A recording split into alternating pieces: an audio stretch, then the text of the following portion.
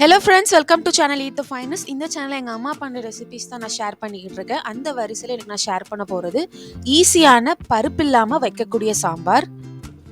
இந்த சாம்பார் இட்லி தோசை எல்லாத்துக்குமே சூப்பராக இருக்கும்.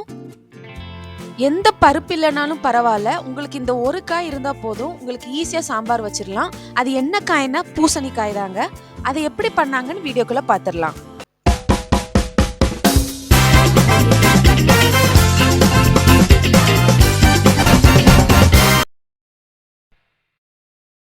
இந்த மாதிரி பழுத்த பூசணிக்காய் 1/4 கிலோ நறுக்கி சேர்த்துக்கோங்க. இந்த மாதிரி பூசணிக்காய் சேர்த்தா தான் சாம்பார் கலர் கரெக்டாக வரும். மீடியம் சைஸ் வெங்காயம் 1, பூண்டு 2 பல் சேர்த்துக்கோங்க. தக்காளி பழம் 3 சேர்த்துக்கோங்க. இந்த ஹாஃபாக கட் பண்ணி சேர்த்துக்கோங்க. அப்புறம் சாம்பார் பொடி 1.5 டேபிள் ஸ்பூன் சேர்த்துக்கோங்க காரத்துக்கு. தண்ணி 2 கப்பு ஊற்றிக்கோங்க. இது எல்லாமே நம்ம இப்போ விசில் வச்சு மூடிடலாம். ஒரு 2லிருந்து 3 விசில் வரைக்கும் நல்லா வேக விடுங்க.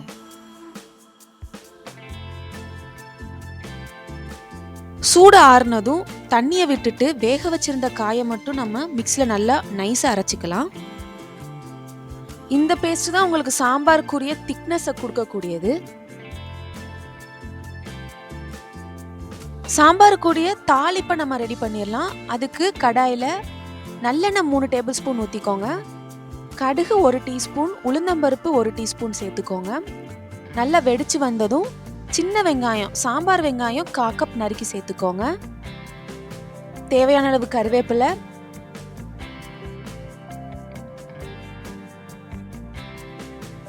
வெங்காயம் நல்லா வதங்கட்டும் மீடியம் ஃப்ளேமில். பெருங்காயம் 1 சிட்டிகை சேர்த்துக்கோங்க. இப்போ அரைச்சி வச்சிருந்த பூசணிக்காய் விழுதை சேர்த்துக்கலாம். கூடவே ஃபஸ்ட்டு வேக வச்சு தனியாக வச்சுருந்தோம்ல, அதையும் சேர்த்துக்கோங்க. உப்பு 1 டீஸ்பூன் சேர்த்துக்கோங்க. ஆரம்பத்தில் 2 கப்பு தண்ணியை சேர்த்துருந்தோம், அதுவே உங்களுக்கு கரெக்டாக இருக்கும். இன்னும் கொஞ்சம் சாம்பார் உங்களுக்கு தனியாக வேணும்னாலும் நீங்கள் இன்னும் கொஞ்சம் வாட்டர் நீங்கள் ஆட் பண்ணிக்கலாம். நல்லா கொதிக்க விடுங்க ஹை ஃப்ளேமில். நெய் 1 ஸ்பூன் சேர்த்துக்கோங்க. இன்னும் கொஞ்சம் உங்களுக்கு சுவையாக இருக்கும் இந்த சாம்பாருக்கு.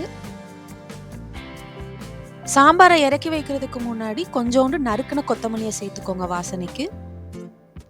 இந்த பூசணிக்காயை மட்டும் வச்சு பண்ணுற சாம்பார் இட்லி தோசை எல்லாத்துக்குமே நல்லாயிருக்கும். வெண்பொங்கலுக்கு கூட சூப்பராக இருக்கும்.